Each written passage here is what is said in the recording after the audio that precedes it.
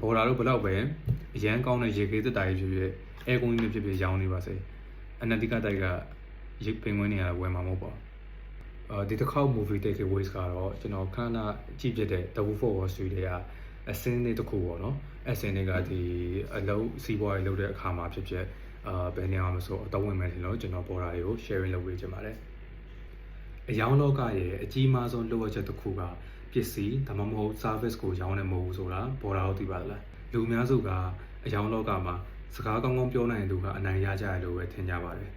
ဒါပေမဲ့ဒီ Wolf of Wall Street တွေကမင်းသား Leonardo DiCaprio ကဘာကိုတက်တည်ပြသွားလဲဆိုတာကိုကျွန်တော်လည်းသူကြည့်လိုက်ရအောင်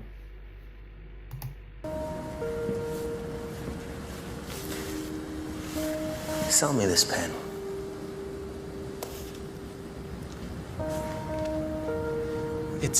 It's a amazing pen. For professionals. Sell me this pen. Well, it's a nice pen. You can use the pen to write down thoughts from your life so you can remember. ဒီစင်းကိုကြည့်လိုက်လို့ရှိရင်ပထမဆုံးလူနဲ့ဒုတိယလူကဒီဘောဝင်ကအရန်ကောင်းပါတယ် professional ဆန်ပါတယ်ဆိုပြီးတော့ပဲဘောဝင်တစ်ခုရဲ့အချက်လက်တွေကိုပဲပြောသွားတယ်ပေါ့နော်ဒါကတကယ်တော့အယောင်လောကမှာအဖြစ်မှားတတ်တဲ့အမှားတစ်ခုပါဝယ်တဲ့သူကပစ္စည်းရဲ့ကောင်းဘက်ကိုမသိရင်မှာဒီပစ္စည်းကသူ့အတွက်တကယ်လိုအပ်ချက်ရှိနေလားဆိုတာကိုသိဖို့လိုပါတယ်ဘော်လာတို့ဘယ်လောက်ပဲအရန်ကောင်းတဲ့ရေကေးသက်တာကြီးဖြစ်အဲကုန်းကြီးဖြစ်ရောင်းနေပါစေအနတိကတိုက်ကရေပင်ဝင်နေရဝယ်မှာမဟုတ်ပါဂျော်ဒန်ဘတ်ဖို့ကဒီဘောပင်ကို90ရောင်းမှလို့ပြောတာဘောပင်ရဲ့မင်းမျိုးစားကိုမေးနေမှာမဟုတ်ပါဘူးဘော်လာတို့ကဝယ်သူရဲ့စိတ်ထဲမှာဒီပစ္စည်းမရှိလို့မဖြစ်ဘူးဆိုတဲ့အခြေအနေကိုဖန်တီးနိုင်လားဆိုတာကိုစမ်းသပ်တာပါ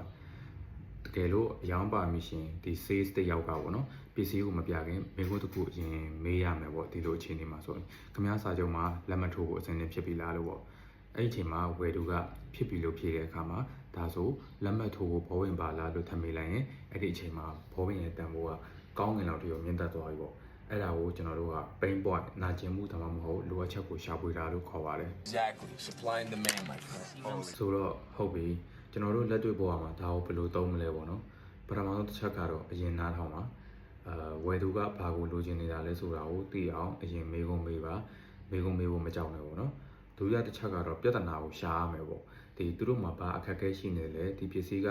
အဲ့ဒီအခက်အခဲကိုဘယ်လိုဖြေရှင်းပေးမလဲပေါ့နော်အဲ့ဒီဟာကိုအရင်ရှာရပါမယ်တတိယတစ်ချက်ကတော့ solution ကိုရောင်းပေါ့နော်ဒီပစ္စည်းကိုမရောင်းမဲနဲ့သူတို့ဘဝအတွက်ပူကောင်းလာမယ်နည်းလမ်းတစ်ခုကဒီပစ္စည်းနဲ့မှဖြည့်ရှင်းလို့ရမယ်ဆိုတဲ့ solution ကိုရောင်းအောင်မယ်ပေါ့နော်ဘော်လာတို့အနေနဲ့အလုပ် interview ဖြည့်နေတာပဲဖြစ်ဖြစ်ကိုယ့်ရဲ့ idea တစ်ခုကိုတထေးကိုယ့်ရဲ့အထက်လူကြီးကိုတင်ပြနေတာပဲဖြစ်ဖြစ်သူတို့ရဲ့လိုအပ်ချက်ကိုအရင်ရှာရမယ်ပေါ့နော်အရင်ရှာပြီးတော့မှအဲ့ဒီလိုအပ်ချက်ကို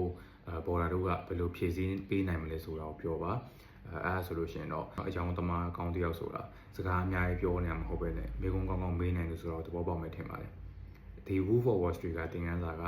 ဘော်လာတို့ကိုတစ်ခုခုပြောင်းလဲစေမယ်လို့လည်းမျှော်လင့်ပါတယ်ဘော်လာတို့ဒီဘောပင်ကိုရောင်းဖို့ဘယ်လိုမိကုန်းမျိုးကစမလဲပေါ့အဲ့ဒီဟာလေးတွေကိုလည်းတစ်ချက်ရေးသွားလို့လည်းရပါတယ် Sell me this pen.